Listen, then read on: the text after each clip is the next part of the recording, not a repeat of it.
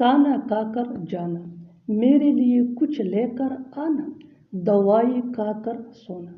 ऐसे जुमले हम अपने डे टू डे लाइफ यानी रोज़मर्रा ज़िंदगी में ज़रूर बोलते या सुनते हैं। इन जुमलों के लिए इंग्लिश का ये स्ट्रक्चर यूज़ होता है V1 यानी फर्स्ट फॉर्म ऑफ वर्ब, जिसको बेस फॉर्म ऑफ वर्ब भी कहा जाता है। इसके बाद आ जाया करेगा आफ्टर, और आफ्टर के बाद हमें लिखना पड़ेगा वर्ब प्लस ING, जिसको जरंड या वर्बल नाउन भी कहा जाता है। और इसके बाद आ जाया करेगा अदर वर्ड्स अगर है तो।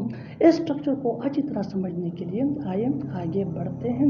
खाना खाकर जाना यानी खाना खाने के बाद जाओ, go after having food, go after having food. Go ये V1 है यानी first form of verb, having ये वर्ब प्लस ING है, जिसको जरंड या वर्बल नाउन भी कहा जाता है।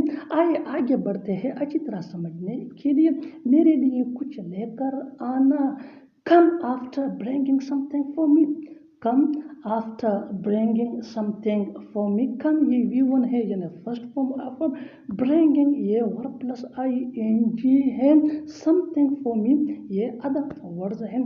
दवाई खाकर सोना, sleep after taking medicine, sleep after taking medicine.